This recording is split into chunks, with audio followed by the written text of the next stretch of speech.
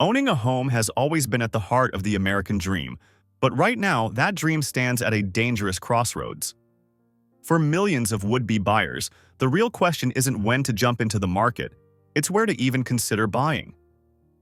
In today's unpredictable housing climate, certain cities are practically powder kegs, ready to explode under the weight of inflated prices, skyrocketing expenses, and shrinking demand. Don't let the polished headlines or the glossy promises from real estate agents fool you. The hard data paints a much bleaker picture. Buying in the wrong city in 2025 won't just mean overpaying. For many, it could turn into a full-blown financial nightmare. The wrong purchase isn't simply a misstep. It's the kind of decision that can drain savings, erase equity, and leave families trapped. That's why today, we're breaking down the 10 worst cities in America to buy a house in 2025. These aren't just shaky markets, they're flashing warning signs of major declines ahead. If you're serious about protecting your money, these are the places you'll want to cross off your list immediately. Number 10. New Orleans, Louisiana. At first glance, New Orleans feels like a city that has it all: rich culture, legendary music, and a spirit that celebrates life at every corner. But behind that lively facade, the housing market is quietly unraveling. Unlike the dramatic boom and bust cycles hitting other cities, New Orleans is suffering a slower, more painful decline. Death by 1,000 cuts, fueled by climate risks and crushing ownership costs. The numbers tell the story. According to recent data from Redfin, the metro area's median home price has slipped 2.3% year over year, falling from a high of $291,400 to just $253,100. That's more than $38,000 in value wiped away over the last 3 years. While 24% of sellers have already resorted to price cuts to attract buyers, the problem goes far beyond discounts. The real killer is insurance. In many parishes, annual premiums for a standard homeowner's policy now stretch between $6,000 and $10,000, with the citywide average hovering around $4,983. For countless families, that isn't just an inconvenience, it's a deal breaker. Buying here means signing up for a financial burden before you even make the first mortgage payment. And affordability isn't the only red flag. A Wallet Hub study ranked New Orleans in the bottom 8% of U.S. cities for first-time buyers, pointing to high costs and weak quality of life scores. The risk isn't that the market will suddenly crash. It's that it will continue its slow erosion year after year until long-term demand disappears altogether. For buyers in 2025, New Orleans doesn't just represent risk. It represents one of the worst places in the country to bet on stability or future growth. Number 9. Salt Lake City, Utah. Salt Lake City used to be the affordable refuge for buyers priced out of the coasts. But the city's meteoric rise during the pandemic has now come crashing back to earth. And 2025 is exposing just how fragile that growth really was. Redfin data shows home prices in Salt Lake are down 6.7% year over year, with the median price now at $588,000. On top of that, homes are taking longer to move, sitting on the market for an average of 35 days, 3 days longer than last year.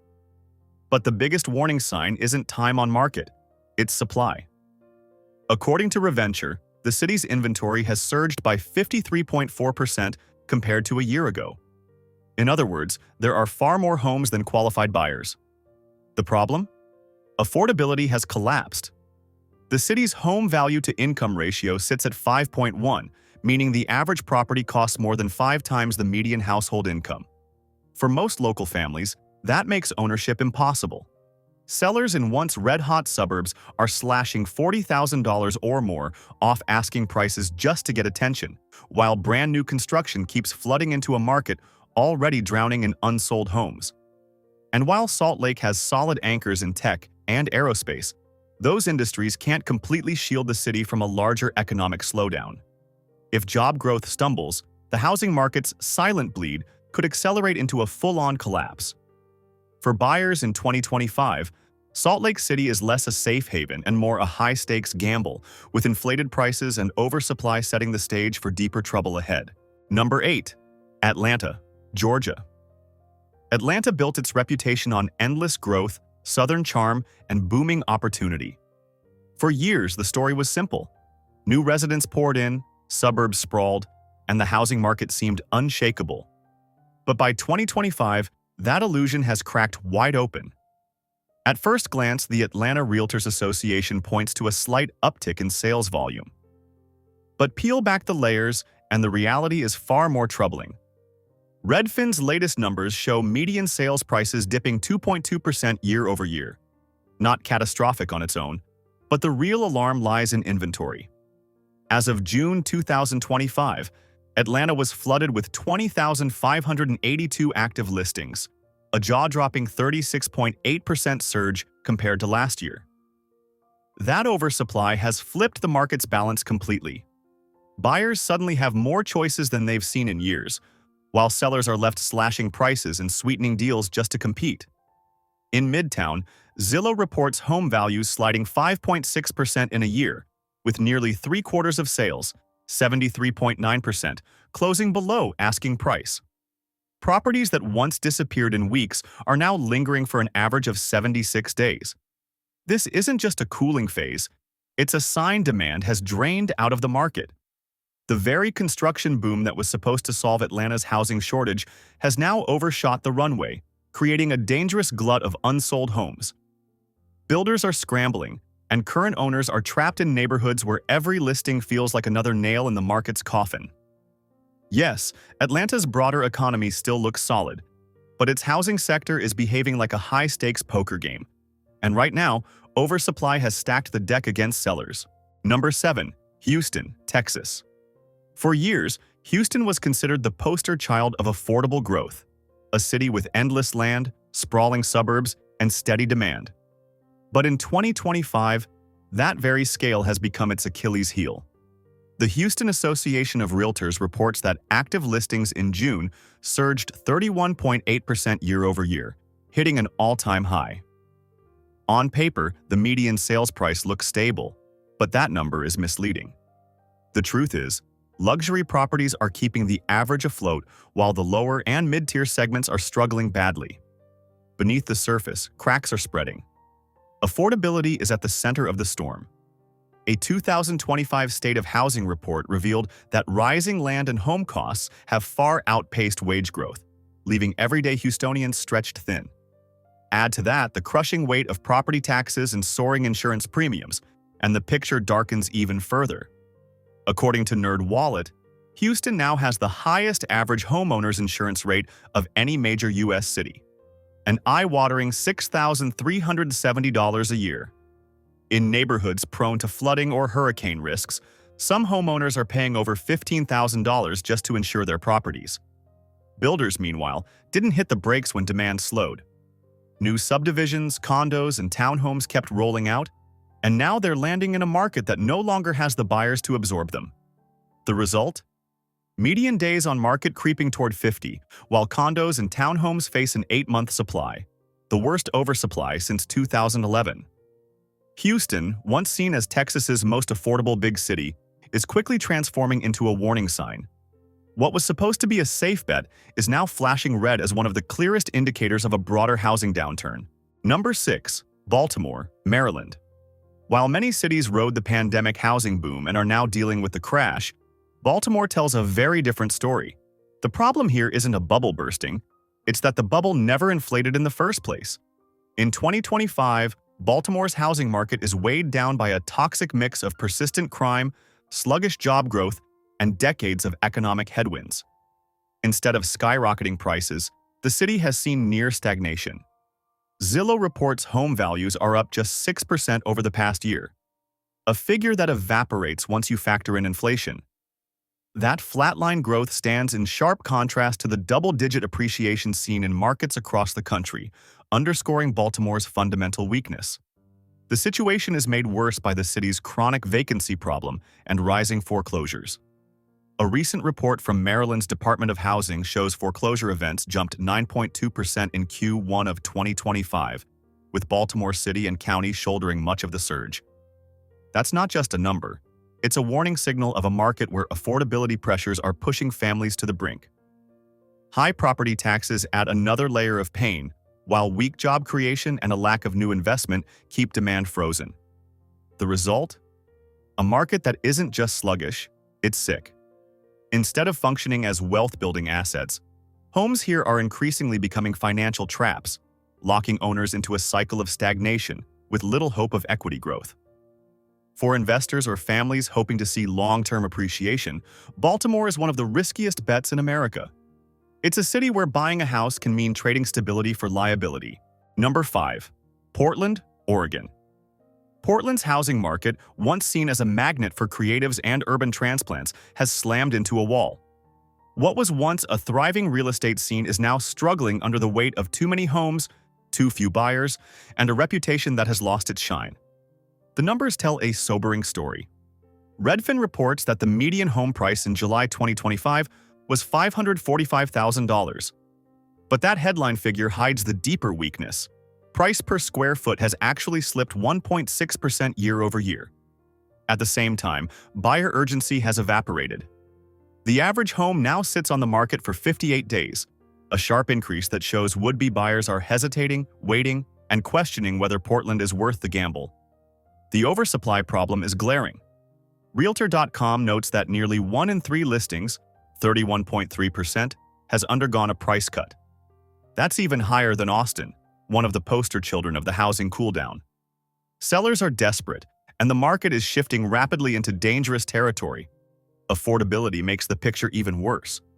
With mortgage rates elevated, a typical loan on a median-priced home feels crushing for the average family. Layer in Oregon's high property taxes and a rising cost of living, and locals are simply being squeezed out.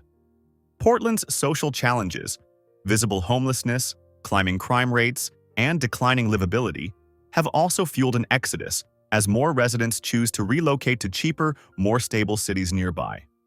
Even builders who once dictated the terms in this market are now scrambling to unload inventory, dangling tens of thousands of dollars in incentives just to get buyers through the door. But no amount of freebies can cover up the fact that demand is evaporating. Tech jobs no longer guarantee stability, and without local income support, the lofty prices can't hold. Portland's once red-hot market has lost its engine. What was seen as a hub of growth has been exposed as fragile, and the downward slide looks like it's only just getting started. Number 4. San Francisco, California. San Francisco, long hailed as the glittering prize of the Bay Area, is now collapsing under the weight of its own excess. The numbers tell the story. Inventory levels are 54% higher than they were pre-pandemic, flooding the market and forcing sellers into a relentless cycle of undercutting each other just to stay competitive. At first glance, the market seems steady. Median home prices are up 1.8% year over year, sitting at $1.425 million as of July 2025.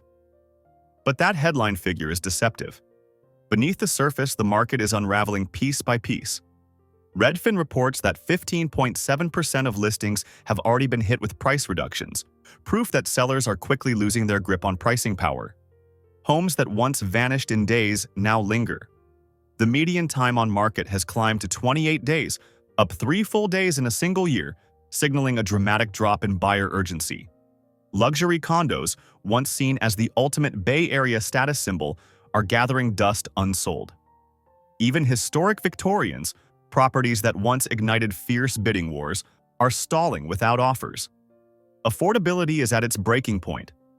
A standard mortgage on that $1.4 million average home now costs more than $7,500 a month before you even factor in taxes and insurance. And while Silicon Valley salaries remain high, even top earners are balking, especially as tech layoffs at Meta, Google, and other giants wipe out thousands of high-paying jobs. Builders, once untouchable, are in panic mode. They're offering unheard-of concessions, $50,000 plus in credits, mortgage rate buydowns, and other desperate incentives. But it isn't moving the needle. Demand simply isn't there. Add in the fact that the city's population has been shrinking as residents flee to cheaper states, and the pressure becomes unbearable. Mortgage delinquencies are still lower than in much of Middle America, but they are climbing. The average San Francisco mortgage balance is now a jaw-dropping $720,000, leaving virtually no margin for error if the economy weakens further. What's most alarming isn't just the numbers, it's the shift in sentiment. San Francisco went from being the hottest, most competitive housing market in the country to a cautionary tale. Homes that sparked wild bidding wars in 2021 now sit quietly on the market, unsold. It's the clearest signal yet that this once untouchable market is running out of steam and heading toward a painful reckoning. Number 3. Cape Coral, Florida. Coming in at number 3 is Cape Coral, Florida, a city that was ground zero during the 2008 housing crash, and once again it's flashing the same red warning lights. Known for its endless canal systems and marketed as a slice of paradise, Cape Coral rode a massive wave of post-pandemic demand. But in 2025, that boom has turned into a bust. The numbers are brutal. Zillow reports the median home price has fallen more than 9% year over year to $375,000, with some estimates putting the decline even steeper at 9.6%. Sales volume has collapsed, and homes that once sold in just 21 days are now sitting for an average of 60 days. That shift isn't subtle. It's a glaring sign that buyers are pulling back fast. Even worse, the new construction frenzy that fueled Cape Coral's economy is now backfiring. Builders kept cranking out homes, but demand has vanished, leaving a dangerous oversupply. According to the Wall Street Journal, nearly 8% of local homeowners are already underwater on their mortgages, the highest percentage in the nation.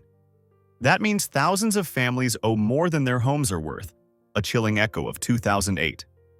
And then comes the knockout blow: insurance. With Cape Coral sitting in the crosshairs of hurricane season, premiums have skyrocketed to levels that many buyers simply can't afford, or even qualify for. Without insurance, you can't get a mortgage. That one issue alone has frozen huge swaths of potential buyers out of the market.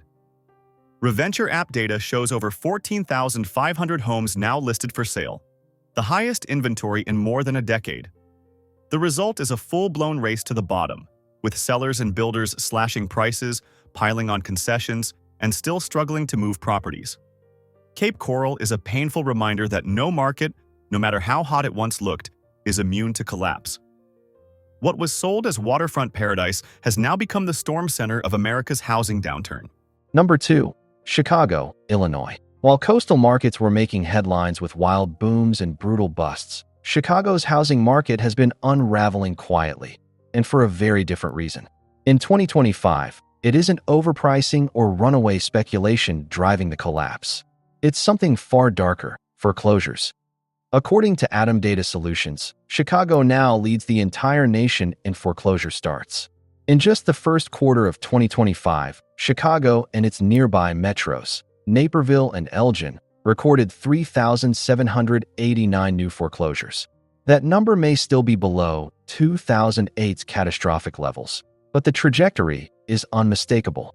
It's not a sudden crash. It's a slow, grinding bleed that shows no signs of stopping. The city's toxic mix of high property taxes, stagnant job growth, and waves of vacant homes is fueling the fire. Zillow shows a modest 1.4% bump in average home values over the past year, but that stability is little more than smoke and mirrors. In reality, 1 in every 877 homes is now in foreclosure. That gives Illinois the second highest foreclosure rate in the country, just behind South Carolina. What's even more alarming is the spike in bank repossessions. Chicago is now among the top cities for completed foreclosures, homes officially taken back by lenders and dumped back into the market as distressed inventory. And the pain is hitting hardest in the middle and lower income brackets. First-time buyers, veterans with FHA and VA loans, and families already stretched thin are seeing the steepest delinquency rates. Then there's the tax burden. Illinois homeowners face the second highest property tax rates in the nation, averaging $6,285 annually on a median-priced home, according to WalletHub. That's more than double the national average. For many families, it's simply unsustainable. Residents are leaving, businesses are relocating, and those who remain are caught in a tightening vice of rising taxes and falling equity. This creates a vicious cycle. Each foreclosure drags down surrounding property values, making it harder for neighbors to sell. Landlords pass the weight of skyrocketing taxes onto renters, driving costs up even further. Every part of the housing ecosystem gets pulled into the spiral. Chicago's housing market isn't just weak, it's toxic. This isn't the story of a speculative bubble popping. It's a story of structural decline, affordability collapse, and a local economy too fragile to support recovery. For anyone considering buying here, the warning lights couldn't be brighter. Chicago is a market flashing red for the rest of the nation. Number 1. Riverside, California. Topping our list, the most dangerous city to buy a house in 2025 is Riverside, California, the beating heart of the Inland Empire. Once marketed as a refuge for families priced out of Los Angeles and Orange County, Riverside has become ground zero for America's housing unraveling. The numbers are staggering. Inventory has exploded, up 88% in just a single year, leaving nearly 27,130 homes for sale across Riverside County as of July 2025, according to First Tuesday Journal. The median home price, which hit an all-time high of $659,333 in June, has already begun to slip, with sellers slashing tens of thousands off their asking prices just to stay competitive. Price cuts tell the story.